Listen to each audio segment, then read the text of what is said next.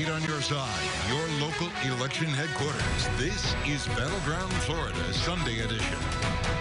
It was a busy week in Florida politics. Here to help me break it down is my political panel, and we got some newcomers today. Amanda Makki is a Republican candidate for the GOP nomination to represent St. Petersburg in Congress.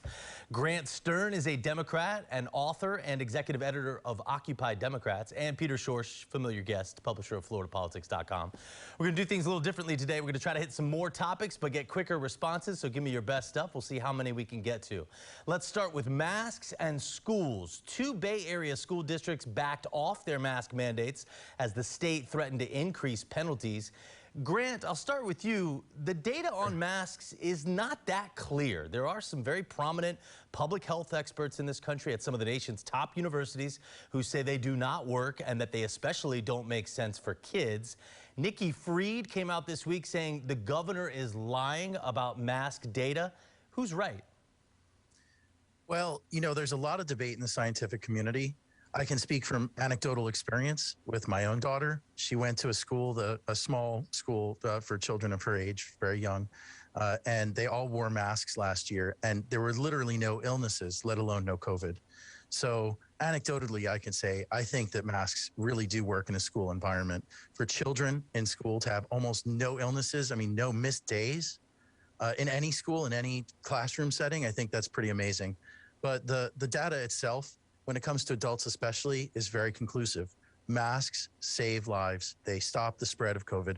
And I was reading the Washington Post journalist's book, I Alone Can Fix It. And in that book, the head of HHS under the Trump administration said that masks slowed the spread of COVID by 72%. Amanda, the governor's been very forceful about this. No masks. They're going after school districts. He issued the executive order. Is this a governor using strong-arm tactics, exceeding his authority, or do you think Florida parents love this and that they want him to do it? I think that what Governor DeSantis is doing is empowering parents to make the best choices, which is exactly where the power and control should be, not with the governor, not with elected officials. This is something that parents want to be able to make that decision, whether they're Republican, Democrat, or independent. Shouldn't parents make the best decisions for their own children? I mean, parents should be smart enough to know, don't send your kid to school when they're sick. And if you are telling parents that they have to do what they have to do, I think you're taking away control from the parents, and that is very alarming for Americans. I think it's un-American to do. Quick pushback, where does that line end? If parents say, okay, I don't want my kids to get any vaccines, then why shouldn't I be allowed to do that under the Parents' Bill of Rights? Well, the parents, we're talking about masks in particular. And so if parents are making the choice that their kids shouldn't have to wear a mask, I mean, look what happened last summer. They were going to force, the CDC was going to force all kids to wear masks in summer camps, and they had to push back. They got pushback on that. So they had to, you know, walk that back. I think this is going too far. This is a place where parents should be able to make those decisions. You know, I just push back on the whole idea that parents know best, which is I don't know, it's something that we just say and we don't really think about it. Parents do know best about whether or not you should go trick-or-treating, about what you should wear to school, about what you should do outside of school. But when you enter school grounds, you're entering into the social contract of a larger purpose. I go back to the whole thing. I don't know. I don't understand why we're even debating this. This is a very small sacrifice to make for the betterment of this pandemic. It's astounding that we had more deaths over this summer than last summer as anti-maskers, anti-vaxxers continue to push back against anything that would end the pandemic. They are so yearning to end with their activity of wanting to go out to football games, etc. Just put on a mask. It's one of the easiest, simplest things to do.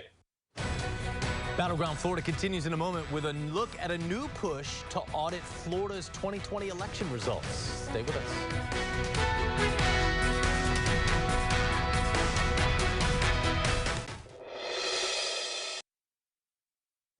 Pressure is mounting from within the Republican Party to do a forensic audit of Florida's 2020 election results. This is happening in Republican-led states around the country. This week, Lake County's GOP called on state leaders to investigate and recount, and their state rep, Anthony Sabatini, has already filed a bill to force one. Amanda, I'll start with you. Do you support this? Well, I've been doing election law work for about a decade, and I've never seen, the level of interest in what happened in our elections as we did this year. Obviously, there was a lot of controversy around it, but there are a lot of people, and they're not just Republicans, they're independents as well. In fact, CNN did a poll back in January where you had 40% of independents that believed the elections were not free and fair. So if you want to instill integrity in the system to make sure that people feel like their vote counts, I think that's really important. And I don't think it's a partisan issue. I think it's an issue of people wanting to know that their elections were not right, that their vote counted. I have to push back on one part of that. This is partisan. I mean, there are not, we did not see the level of Democrats in 2016 saying that they thought the election was unfair or rigged. This is almost exclusively on the right. You mentioned those independents, but obviously, as we know, the independent is truly shrinking. And I imagine that a lot of those people are people who would vote Republican, and that's why they are leaning in that direction. That's not necessarily the case. And there is a sliver of Democrats that believe this. So according to polling, that is what people, and maybe it's because they heard so much about it that there is some doubt. There is a lack of confidence. But I think this is really important. I was born in a country where elections are always rigged. It's just the way it is. And I don't think in America we ever expect that. And so if people have doubt and they want to see this, I don't see that there's anything wrong with it. There doesn't seem to be any evidence so far that there have been widespread voter fraud, and certainly none that would overturn the result. Peter, former President Trump has been putting pressure on other states to do this, like Texas, a place where he won huge. Do you think this will actually happen here? And what are the political implications? The House Speaker and the Senate President's offices were pretty mum on this bill this week. This is such a ridiculous argument, and it is a partisan thing because the bills that they're calling for, the Lake County GOP, which is where this lawmaker is from, they only want to audit counties of 250,000 people or more. Well, lo and behold, those counties are Democratic. There is no body on the floor here. Donald Trump won Florida by 3.5%, just like last night the Tampa Bay Rays won 5-0. We don't have to re-audit that. The vote counted. I think a centrist, right-leaning Republican like Amanda Makki, I think she's going to run into trouble like the Virginia governor, because there are two sides here. There are Trump, who is asking everybody to audit elections, and then there are traditional Republicans, especially here in Florida, who the state went red. What are you auditing? There is no problem. In fact, Evan, the only evidence of voter fraud, of election fraud that happened in the 2020 elections and the 2018 elections happened by Republicans in state legislative races in South Florida and Central Florida. We should be investigating those, not whether or not maybe one person's ballot didn't count. And an even bigger case in North Carolina, where the result had to be tossed out because of a Republican who was cheating in that area. Look, Grant, these audits, again, no evidence of large voter fraud, but it is having a negative effect on Americans' faith in democracy. Depending on the polls you read, anywhere between half to 80% of Republicans believe the 2020 election was rigged. Amanda mentioned right there that there are some independents that also think so. Where do you come down on this? Look, these election audits, and especially the way that they were conducted in Arizona with no audit controls, massive conflicts of interest, data being transported across state lines, they should not be happening. The fact of the matter is, in my opinion, if you're a Republican elected official and you support these fraudits, then you should resign your position right now, because you don't believe that you yourself were fairly elected. These things are absolutely meant to be acid on our democracy, to corrode the trust that people have in democracy, because the way a scam works is that first you have to separate someone from their ability to trust, and then you can move the goalposts anywhere you want. And that's how disinformation works too, and that's what these audits are about. Anybody that's not condemning them really has to look themselves in the mirror and say, do I support ending democracy in this country? After the break, progressives versus moderates. Are Democrats shooting themselves and President Biden in the foot on Capitol Hill? When Battleground Florida continues in a moment.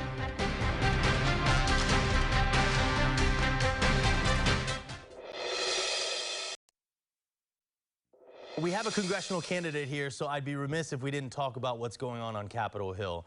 Progressive Democrats are holding up the widely popular bipartisan infrastructure bill so they can get the Build Back Better Biden agenda passed.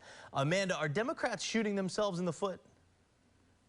I think they are. I mean, look, we can't spend our way into trillions of dollars of massive debt. Look at the inflation right now. From food to fuel, the cost of everything has gone up. Look at a county like Pinellas County, where you have, whether it's a single mom trying to make ends meet or someone who's on a fixed income, like seniors, like the many seniors that we have in our county, the price of everything has gone up. The cost of plywood, we've been hearing about this for the last 9 months, has gone up 400%, making home ownership that much more expensive. All of these things are disastrous for our economy when we're just continuing to spend trillions and trillions. I am all for infrastructure. I believe that infrastructure is good. In fact, having worked on Capitol Hill, it was really the one area that was always bipartisan. And the fact that they have thrown everything into a, quote, infrastructure bill, that has really changed the dynamic, and I think that was not smart strategically. Grant, you're a progressive. Are they playing the right game here? Doesn't Biden just need a win after Afghanistan? And how mad are you right now at Senators Joe Manchin and Kyrsten Sinema? Look, I respect what Senator Manchin and Sinema are doing. They're fighting for what they believe, and that's what the Democratic Party is really about. It's a big tent, and inside a bigger tent, you're going to have those kind of debates and discussions. And what they're not debating is that we need the Biden agenda plan along with the infrastructure bill. The debate is all about how big should it be and how long should it last. The Democrats want to finance a 10-year plan. Okay, and that, I think, is something that is on the negotiating table, obviously, based on Senator Manchin's demands in the Senate. And that's just how politics works. You can't get everything you want all the time. And I might add, Republicans only found Jesus on debt when Donald Trump left the White House. Nobody was worried when the Tax Cuts and Jobs Act passed, and it's going to raise middle-class taxes over the next 5 years, but it already gave an enormous tax cut to corporations, which have a massive foreign ownership, and to the very wealthiest people in our country. Peter, are progressive Democrats right to hold out here, or are they putting themselves and Biden in a bad position? They're putting Joe Biden in a very bad position. It's people are already scared by the scope of this of these numbers, 3.5 trillion, trillion here, trillion there. You know, suddenly we're talking about real money. It's not the most popular members of the Democratic coalition who are making these arguments to the American people. I mean, it's a dream scenario for Republicans to be able to campaign against the squad, to be able to campaign against Bernie Sanders. They're popular Democrats. They're popular on the left. They're anathema to the right. They're anathema to center right, basically fiscally sensible people. I think people are more in tune with the Stephanie Murphys of the Democratic Party in Florida than they are AOC, Bernie Sanders, the left wing of the progressive wing of the Democratic Party. Hopefully, Joe, and I will say, I am surprised as somebody who did vote for Joe Biden that he did throw in with the progressives this week, and I'm not surprised that his poll numbers are at their lowest right now, because it does seem like, Washington, D.C. is as broke as it ever has been. It is why, congressional candidates like Amanda Makki have a huge opening going into 2022. Up next, should businesses be able to require their customers are vaccinated? Battleground, Florida continues in a moment.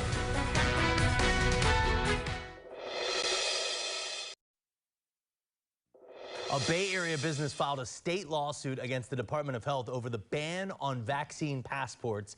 Bede Abode of Sarasota teaches hobby craft classes, mostly with older ladies.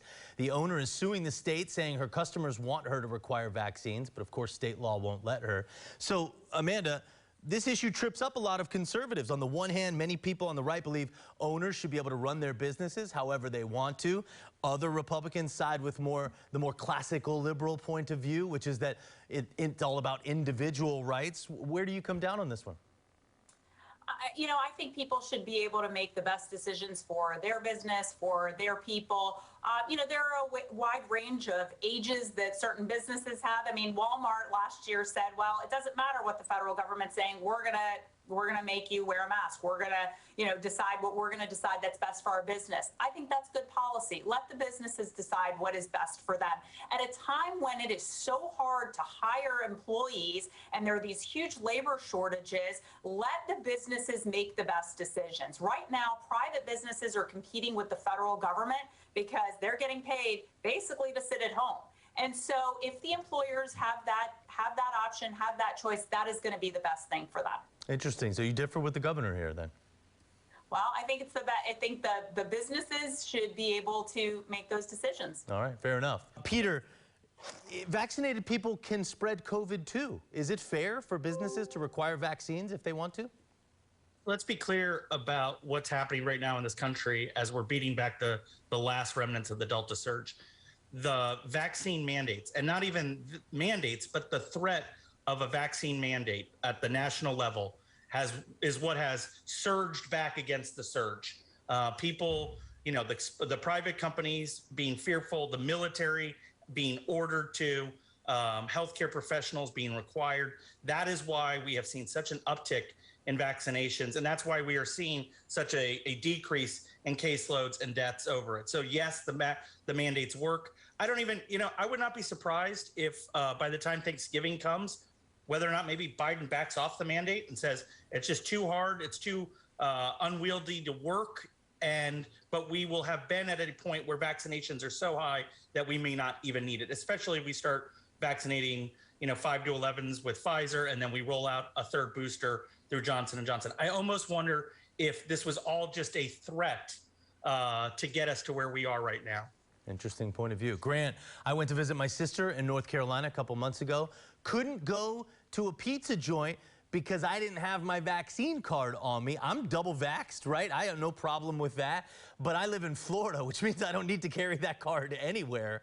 Do we want restaurants forcing people to disclose personal health info just to eat pizza? Yes, and I carry my vaccine card everywhere with me, and I live in Florida. But I'll tell you this, it's an incredible day to see the Republican Party standing behind big government mandates against personal choice by business people and against the private market solving societal problems and against local control. That's what all of these anti-mask, anti-vaccine passport mandates come to. It's the culmination of a 20-year program by Republicans in the state of Florida who have preempted local laws all over the state on various issues that they find important. It's gotten to the point where Tallahassee is almost going to centrally plan our economy now. If they just let people use the vaccine passports as they wished, the private market would have solved a lot of our problems before the Delta surge hit.